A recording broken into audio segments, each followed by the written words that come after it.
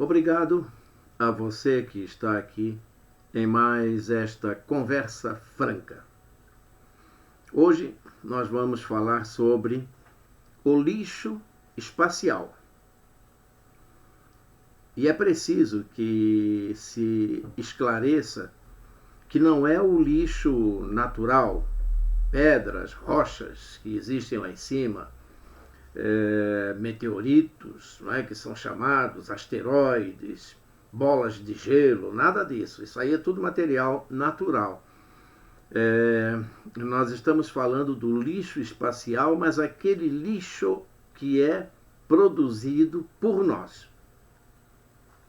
Aí você tem uma imagem que é uma concepção da ESA, que é a entidade equivalente à NASA, né, dos Estados Unidos, mas só que é da Europa.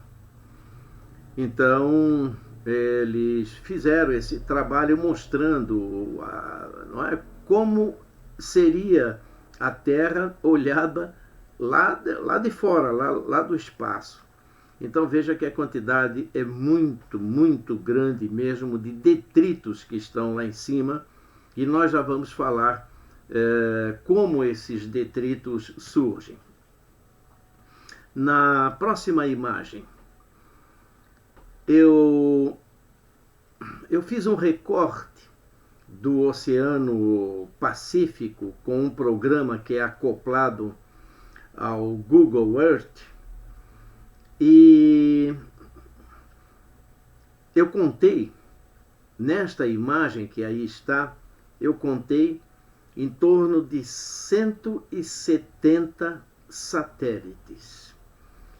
E essa área do Oceano Pacífico que aí está é mais ou menos correspondente à região nordeste do Brasil. Região nordeste do Brasil que tem 1,5 milhão de quilômetros quadrados. Então, veja que é uma quantidade razoável de satélites, não é? Alguns satélites ainda funcionando, outros não, mas enfim, só nesse trecho aí eu contei mais ou menos 170 satélites. Os satélites começaram a ser colocados no espaço a partir de 1957.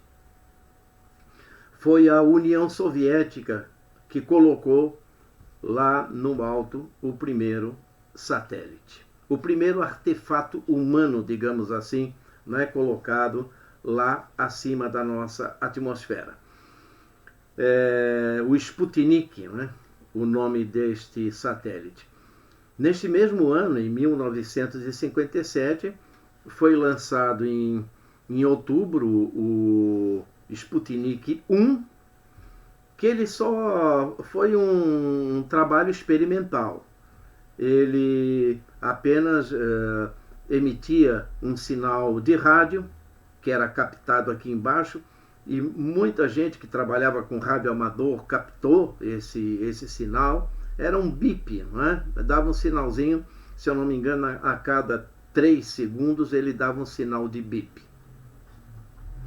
E logo em seguida, em novembro, foi o Sputnik 2 que levou aquela cadelinha, a Laika, que infelizmente morreu por causa do aquecimento quando da entrada do retorno, né, do satélite, e na reentrada na atmosfera, que aí então esquentou muito, a cadelinha morreu.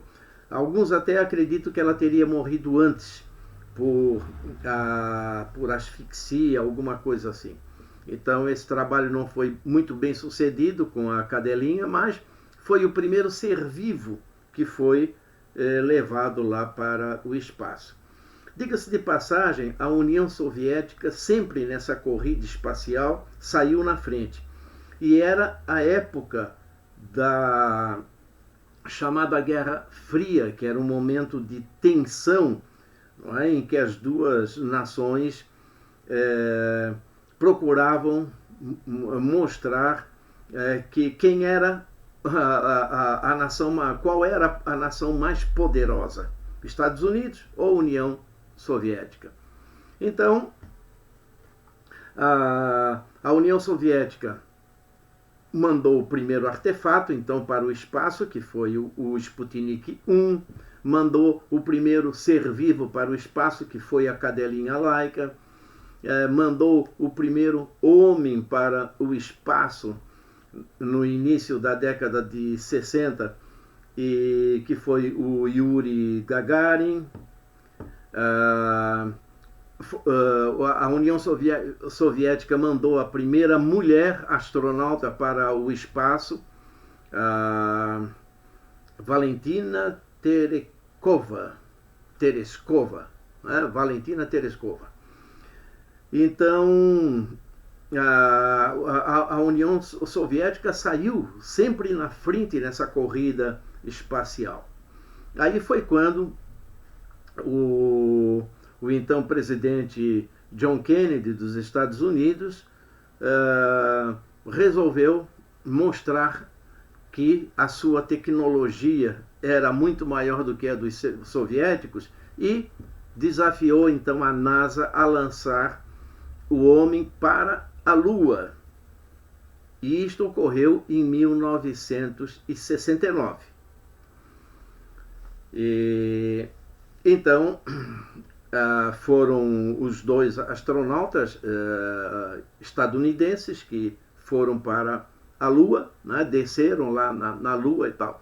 Então foi um feito, né, que o mundo inteiro assistiu pela televisão e tudo mais.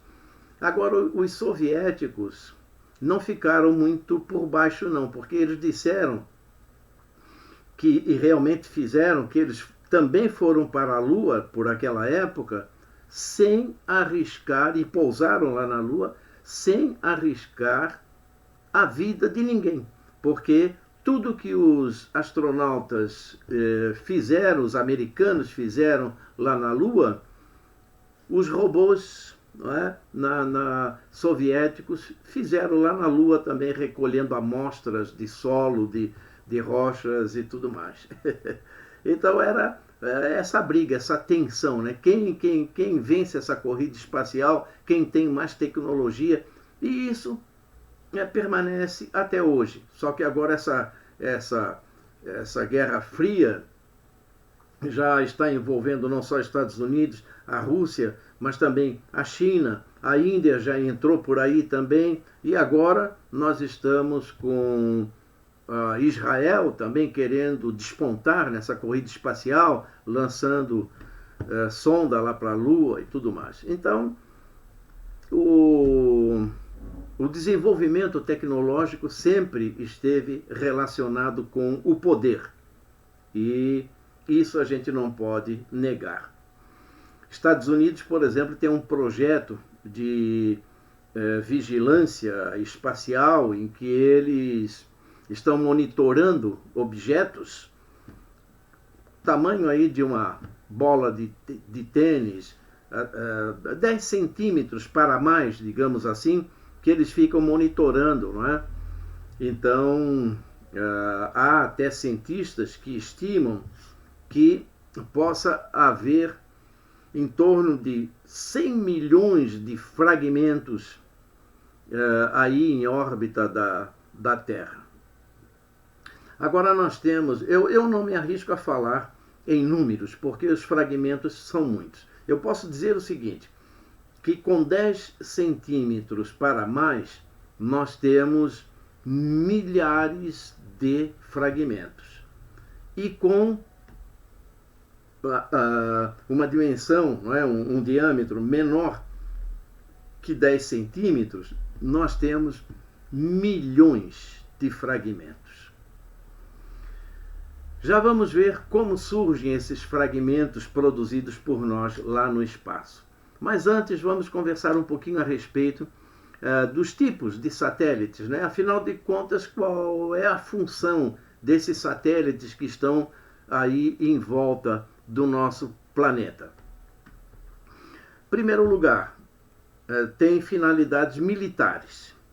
satélites espiões que conseguem pegar uma placa de carro lá embaixo, satélites espiões que estão monitorando movimentação de tropas inimigas, por exemplo, não é? A instalação de bases militares, monitorando usinas nucleares, por exemplo, enfim, não é? Instalações de mísseis, são satélites espiões. Já temos muitos satélites militares espiões. Temos satélites de caráter científico, fazendo estudos geológicos, meteorológicos. A meteorologia, não é? Hoje em dia, muito baseada nas imagens de satélites, movimentação das massas de ar e tudo mais, são os satélites meteorológicos, satélites climáticos, satélites cartográficos para mapas, né? Satélites com finalidade de navegação, né? A movimentação, isso que a gente chama aí de GPS, satélites de comunicações para sinais de televisão, telefone, internet. E isso sem considerar também os telescópios, não é? Como o telescópio Hubble, por exemplo, que já está quase sendo substituído por um outro modelo que vai ser muito mais poderoso que o Hubble. Mas o telescópio Hubble já fez aí um trabalho magnífico, descobrindo muitas coisas aí no espaço profundo. Bom, então nós temos aí uma quantidade muito grande de satélites em volta da Terra. Só o projeto Starlink pretende colocar 40 mil satélites em torno do nosso planeta para tornar a internet mais barata, mais fácil e tal. Então, nós temos uma quantidade muito grande mesmo de objetos aí em volta do nosso planeta. Agora, como surge o lixo espacial? Em primeiro lugar, restos de foguetes, estágios, não é? Porque quando o foguete sobe para levar lá na sua ogiva o satélite, ele lá no alto começa a perder algumas das suas partes, alguns estágios. Alguns desses estágios caem no oceano, geralmente o Oceano Pacífico. Isso significa dizer também que os nossos oceanos estão sendo poluídos com esse material, com esse lixo espacial. Mas já houve casos até de estágios ficarem girando aí em volta do Sol, em volta da Terra, enfim. Então, às vezes, alguns desses estágios não caem. Ficam por aí como lixo espacial. E um dia podem cair. Nós temos muitos satélites desativados, porque os satélites têm uma vida útil, né, de alguns anos. E já temos alguns satélites desativados que podem ser controlados. Então, esses, podendo ser controlados, são direcionados para o oceano. Entram na atmosfera, se parte em vários pedaços e tal, mas às vezes pedaços grandes também caem por aqui e eles são direcionados para os oceanos, geralmente o Oceano Pacífico. Agora, há satélites desativados que não têm controle nenhum. Isso significa que eles podem cair em qualquer lugar e a qualquer momento. Então, nós já tivemos também satélites que se chocaram. Agora, imagine, esses satélites eles estão se movimentando em torno da Terra a uma velocidade de mais ou menos 30 mil quilômetros por hora. Agora imagine 2 satélites a 30 mil quilômetros por hora, quando eles se chocam, geram uma quantidade enorme de pedaços, de detritos, e isso fica girando por aí. E em algum momento pode cair aqui entre nós. Nós já tivemos satélites abatidos por mísseis em forma de experimento. Quem fez primeiro isso foi a China. Depois, então, Estados Unidos fez. A Índia também já fez. Então, imagine, né, um projétil desse, um míssil desse é lançado para o espaço, vai destruir o satélite da própria nação, claro. Mas isso aí já é um processo militar pensando em destruir o satélite do outro. Não é só para destruir o seu, não. Então, China, Estados Unidos e Índia até agora lançaram míssil para destruir o seu próprio satélite. Agora, quando um míssil bate no satélite, imagine a quantidade de fragmentos que surgem desta colisão.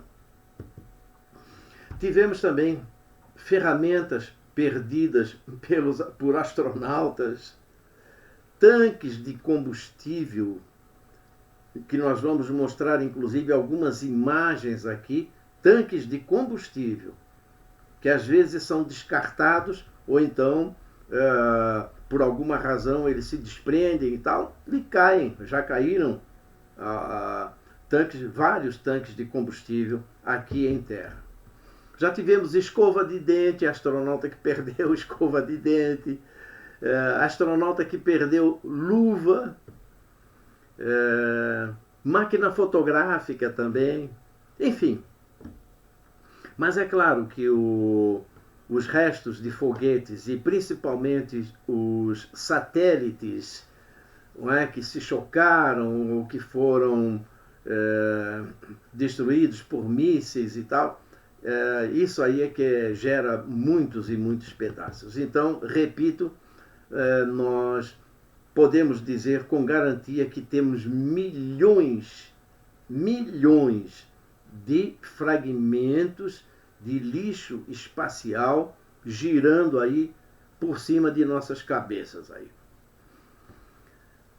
A Estação Espacial Internacional, ela já fez algumas manobras para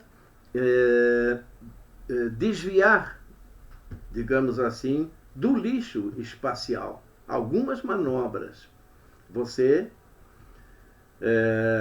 vê aí nessa imagem, não é? Detrito que atingiu a estação espacial. Então, agora imagine, não é? Se um astronauta está fazendo um trabalho qualquer fora da estação espacial e de repente ele é atingido, digamos, por um parafuso perdido lá pelo espaço, ou um fragmento pequeno, mesmo tamanho de uma mão ou um dedo, que atinge o astronauta a 30 mil quilômetros por hora, veja você que mata, não é? Mata. A velocidade é nessa faixa aí, de 25 a 30 mil quilômetros por hora.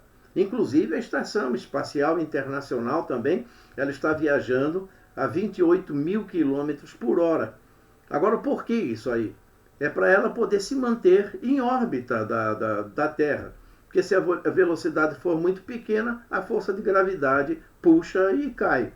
Agora, se a velocidade for muito, mas muito grande, a estação espacial ela vai se perder para o espaço e não volta mais. Então, precisa ser tudo muito bem calculado para que essa velocidade não seja exagerada, mas também não seja muito pequena.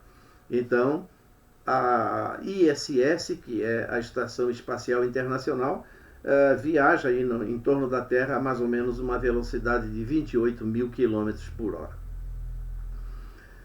E quando o lixo, então, espacial ele é controlado, ele é jogado nos oceanos.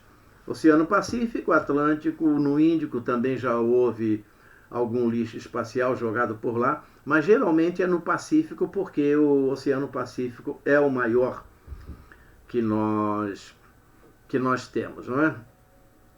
Agora, falando nisso, veja que os oceanos, né, as águas, abrangem em torno de 70, 75% da superfície do nosso planeta. Depois, então, nós temos os continentes. Mas a parte ocupada dos continentes também é uma parte pequena. Há muito espaço nos continentes. Então, a probabilidade de um objeto desses aí atingir uma pessoa, uma cidade, um carro, um avião, enfim, a probabilidade é pequena, mas ela existe, né? Ela não é nula. A probabilidade é pequena, mas não é nula. E nós já tivemos pelo menos uma pessoa atingida por lixo espacial. Essa moça que está aí na imagem, o nome dela Lottie Williams, foi atingida em 22 de janeiro de 1997. Moradora em Tulsa, Oklahoma, nos Estados Unidos. Ela estava de manhã cedo fazendo o seu passeio, os seus exercícios lá, a sua caminhada, e de repente ela foi atingida no ombro esquerdo por um objeto que ela aparece nessa imagem aí, com esse objeto na mão. No máximo 15 centímetros esse objeto tinha. E ele foi identificado. É uma parte do tanque de combustível do foguete Delta II, um foguete que lançou um satélite lá para o espaço. Esse objeto que está aí, ele foi identificado como parte do tanque de combustível do foguete Delta II. E tivemos também, pelo menos é o que eu conheço, né, uma casa que foi atingida no município de Ilhota, em Santa Catarina. Essa imagem que aí está, eu imagino que esse objeto deveria ter em torno de 50 centímetros no máximo. E por pouco não matou a dona da casa e a filha, porque elas sempre assistiam televisão na sala, num sofá, mas naquele dia, naquela manhã, as duas foram assistir televisão no quarto, e esse objeto atingiu exatamente aquele sofá onde elas ficavam. Então vejam, a probabilidade é pequena, não é, de um fragmento aí atingir pessoas, mas não é impossível. Pelo menos esses dois casos aí eu conheço. É possível retirar esse lixo espacial? Não, existem muitos projetos, mas até agora não tem nada definitivo que se possa dizer esse aqui é o método que nós vamos adotar, é o método melhor de todos e agora vamos aplicar esse aqui. Existem várias especulações, vários experimentos. Por exemplo, uma das ideias é uma órbita cemitério. O que seria essa órbita cemitério? Seria desviar os satélites para uma determinada órbita em que não viessem a prejudicar, não é, os objetos, os satélites, enfim, que estariam em funcionamento, estação espacial, telescópios. Então seria a chamada órbita cemitério. A rede de pesca, como se pesca aí o peixe mesmo, né? Uma rede que seria lançada, recolheria o lixo espacial, juntaria isso tudo e depois então isso aí seria lançado na nossa atmosfera lá para baixo e provavelmente, claro, no oceano. Mais uma maneira de poluir. Quer dizer, já não basta a poluição que nós causamos aqui embaixo, né? Agora o lixo espacial também já provavelmente pode ser lançado aqui entre nós. O laser também, o uso de um laser para destruir, para desviar, melhor dizendo, a rota, não é, para baixo de um satélite, de modo que ele possa entrar na atmosfera e cair numa direção que não venha a prejudicar ninguém. Um painel de espuma também, lançar uma espuma que possa grudar esses detritos e tal, e depois então recolher isso aí, trazer aqui para baixo. Para esse painel de espuma, a finalidade seria então reduzir a velocidade desses objetos e poder trazê-los aqui para baixo. Um braço robótico seria uma outra ideia para lançar não é? Com esse braço robótico pegar satélites já sem uso nenhum e tal, e trazer aqui para baixo. Arpão até para fisgar esses objetos grandes, lança o arpão, fisga o objeto e traz aqui para baixo. Ou então colocar nesses satélites um sistema de autodestruição.